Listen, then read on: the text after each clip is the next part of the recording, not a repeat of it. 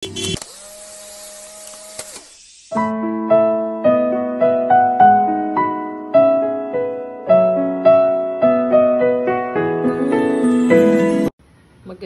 umaga mga ka-explorers, at ito nga po ay meron po ako ditong pili na binigay doon sa bundok, at tingnan nyo po kung paano ito ginagawa. So ito ang mga itsura ng mga pili kapag okay na, at yan po ang hinog na pili. Yan, hinog na pili. So black siya, black ang pili kapag hinog na. Kaya po, yan po yung ginagawang candy, tapos kung ano-ano pa po, tart, yan. So, yan po yung fresh pili. So, ayan. Tingnan nyo po kung paano yan ginagawa. So, lalagyan po siya ng pinakulong tubig. Yan, mainit na tubig. Muusok-usok pa yan. Ayan, sarap ng amoy. Ayan, tapos, okay na yan. Hihintayin na lang po. Dapat masok po siya sa tubig. Yung iba, hindi na kasi umapaw yata yung pakakaan natin. Ayan, aantayin na lang natin yan na lumambot. Ganyan lang, hindi yan pinapakuluan po kasi ma-overcook. Dapat, ang ginagawa niyan ay ganyan lang. Ibababad lang yan sa mainit na tubig. Tapos, ayan, diba? Ayan. Tapos, tatakpan natin. Ayan. Antayin natin lumambot yan. Siguro, abutin yan ng 10 minutes po bago siya lumambot. Ayan. At 10 minutes na po mga ka-explorer, at tingnan natin kung malambot na ang pili.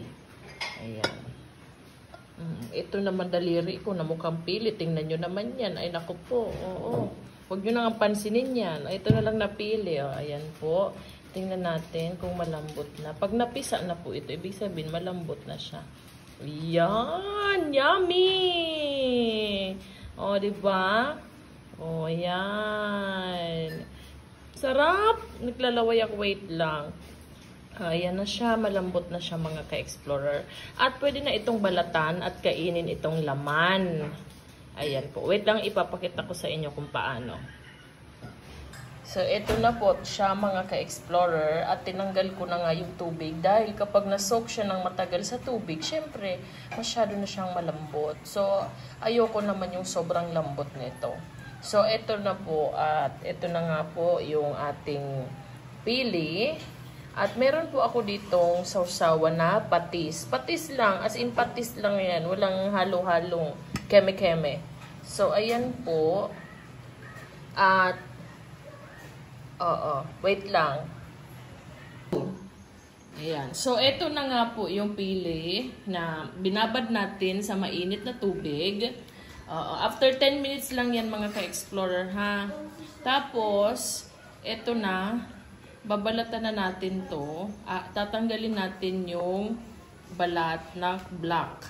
At pag nabalatan mo na yan, ang laman yan ay color mermol. Ayan po. May color mermol, tapos may color yellow. Ayan. So, ganyan po iyan, mga ka-explorer. Ayan. Ayan. Ayan! Ayan. Tapos itabi natin. Tapos, bibaga mali na naman sa pag-video mo sa akin. Tama. Tama. Tama ba? Ayan. Ilapit mo. Ayan. So, ito na. Kakat na lang natin. So, ito na po. Ayan.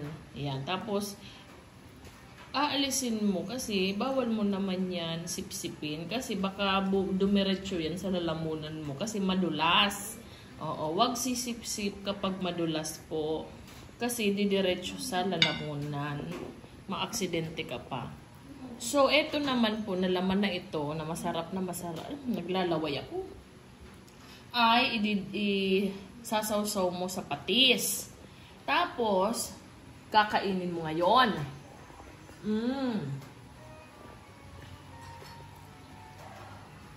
linamnam! Ang sarap-sarap! Uy! Ang sarap. So kahit kami ay taga Bicol po, ay bihira po kami makakain ng ganire dahil mahirap po itong pitasin sa puno ng pili. Ayan po. Maswerte lang tayo, nabigyan tayo doon sa bundok ng pili. So ayun po, pag nakain mo na yon, kakain ka ulit hanggang maubos mo siya. Ngayon, makakaipon ka syempre nitong, lapit mo, makakaipon ka syempre nitong pili na may shell pa. Ngayon, dahil nga sabi ko sa inyo madulas ito, kailangan mo itong ibilad sa araw. At kapag palagay mo dry na, super dry na itong pili na ito, pwede mo na siyang biakin, tapos kunin mo na yung nut sa loob. Tapos, kung mga bata ang gumagawa nun, yung nut na yon, diretso na sa kanilang bibig. Diretso na sa kanilang bibig, color white. Pero kapag kami na mga medyo alam nyo na, gagawin pa namin tong pili nut candy. Lulutuin namin sa asukal. Di pili nut candy na yon. Okay po. So, ayun po mga ka-explorer. Yan ang tinatagong gem ng Bicol. Ang pili. Yan ang product ng Albay. Tapos ng Sorsogon. Ang ating pili. So, maswerte tayo. Meron tayong pili dito na napaka-sarap. Dahil ang ibas natin sa mga subscribers ay hindi nila alam kung ano ang itsura ng fresh na pili. Ito. So, ito po yung napipitas. Sa una, color green. Color green yan. Pero, pag nahihinog na, nagiging color black. So, ayun po. Maraming salamat sa panonood ng video ito. At sana may napulot kayong araw. Ayun po. Maraming salamat. Bye-bye! Kain na! Ito na yung pili nut. Ayan po. Tapos kakainin yun. Yum! Yummy! Ayan.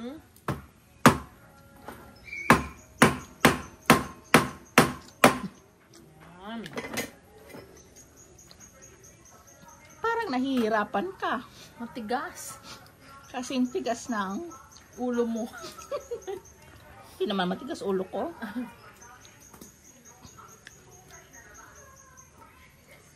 My brain is soft.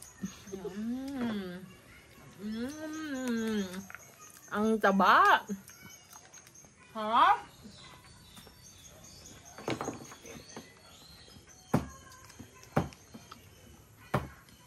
Lahat ba nagagamit ang pili nut? Lahat ba ng parts ng pili nut nagagamit? Ito basta sa loob kinakain. How about yung ano? Yung shell. Ay! Yung shell, ginagawang pang display.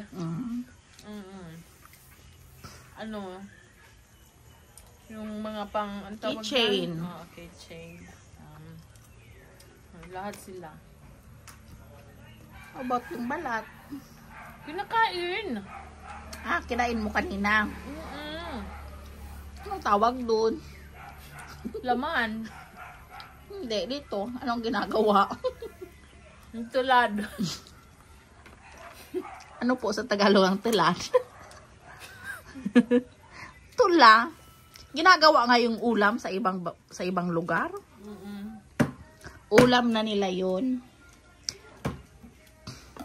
Talaga? Yes, kasi sinasawsaw nga nila sa patis. So, ginagawa na nila yun ulam. Kung wala silang ulam, yun ang kanilang ulam. Ganun pala. Pero sa atin, dessert. Hindi, breakfast minsan. Breakfast. Pero, bawal masobrahan. Nakaka-high blood po yun. Oo, high in cholesterol. Kuro, yung hindi high blood, pwedeng kumain ng marami. Pero yung mataas ang cholesterol, bawal. ba? Oo. Sarap-sarap. Yummy. So, ito na yung mga sinipsipan. Ito na yung mga sinipsipan po, mga ka-explorer na pili. Dahil mainit na ngayon, ay ibibilad na natin to. Ayan. Bibilad na natin to doon. Ayan. Kasi madulas yan. Hindi yan mabibiyak kapag madulas. Ayan siya. Ayan. At kapag tuyong-tuyo na yan po mga ka-explorer, ay pwede na yan biakin. Tapos kukunin mo yung laman, tapos gagawin na nating pili nuts. Dahil ito ay unti lang naman, hindi yan magagawang pili nuts mga ka-explorer. Ang gagawin dyan, pag biniak, edi kainin na lang yung laman. So, ayan po siya mga ka-explorer. At, ito ang kanyang puno. Ayan, yan ang puno ng pili mga ka-explorer. O, diba? So, yan. Sana ay meron kayong natutunan ngayon sa bidyong ito. Mga ka-explore, share ko lang sa inyo kung ano ang pili at kung paano siya kainin. So, ngayon, alam nyo na. Okay. So, pag nakakita kayo ng pili, sarap yun po. Paalam!